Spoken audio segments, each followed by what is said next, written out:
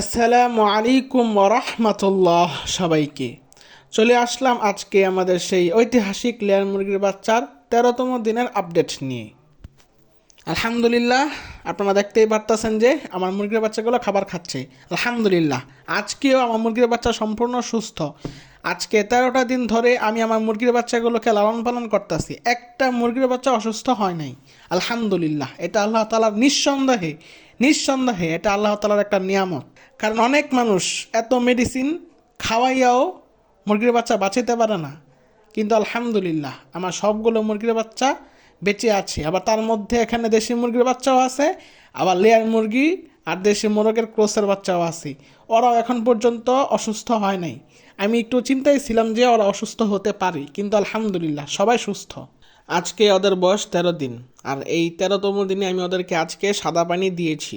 8ম দিন থেকে 12তম দিন পর্যন্ত আমি যেসব মেডিসিন দিয়েছি সেই ভিডিওর লিঙ্ক এই যে আই বাটনে দিয়ে দিচ্ছি, আপনারা দয়া করে দেখে নেবেন।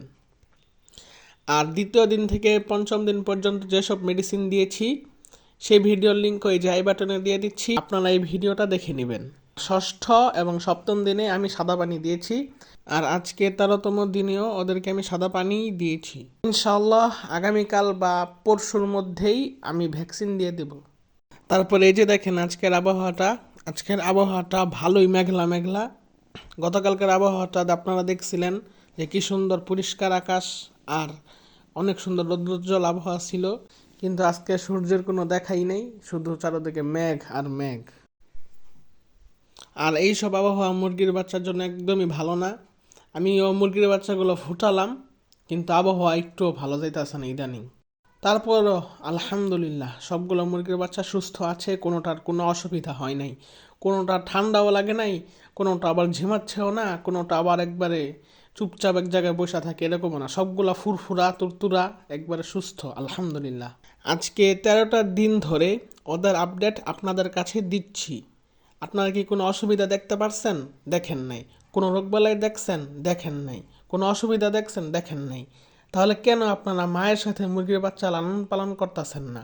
এটা তো কয়েকদিন পরে হারিয়ে যাবে, সবাই ইনকিউবেটর ব্রিডিং সিস্টেমে মুরগির বাচ্চা লালন পালন করবে। কেন আপনারা এভাবে পালতেছেন না?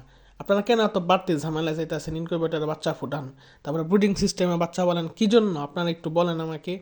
যদি বেশি বাচ্চা হয় তাহলে ইনকিউবেটরে দেওয়া যায় বা ব্রুডিং সিস্টেমে পালা যায়, কিন্তু বেশি বাচ্চা যদি হয়, আপনার যদি বেশি বাচ্চা ফোটাতেই মন চায়, আবার 4-5টা মুরগি দিয়ে বাচ্চা ফোটান, তারপরে সেই মুরগির বাচ্চাগুলো 2 থেকে 3 মায়ের নিচে দেন, বাকি 2টাকে উমসারা করে দিবেন, বাস। আপনি এইভাবে পালেন, আপনার তো বাড়তি ঝামেলা যাওয়ার কোনো দরকার পড়ে না। শুধু শুধু ইনকিউবেটর বা ব্রিডিং সিস্টেমে বাচ্চা পালেন, বাড়তি খরচ, আবার রোগবালাও বেশি হয় অনেক, ম্যানেজমেন্ট ঠিক রাখা লাগে, অনেক মানে ঝামেলা। এখানেও যে আমি মায়ের সাথে মুরগির বাচ্চা লালন পালন করতেছি, এখানে শুধু ম্যানেজমেন্ট, পরিষ্কার পরিচ্ছন্ন পরিবেশটা ঠিক রাখলেই সব কিছু ঠিক থাকে, আর কিছু লাগে না, কোনো বাড়তি ঝামেলা লাগে না। আর যে কোনো সমস্যা হলে বা যে কোনো প্রশ্ন থাকলে আমাকে জানাতে পারেন। তাহলে আজকের মতো এখানে ভিডিওটি শেষ করছি। আসসালামু আলাইকুম।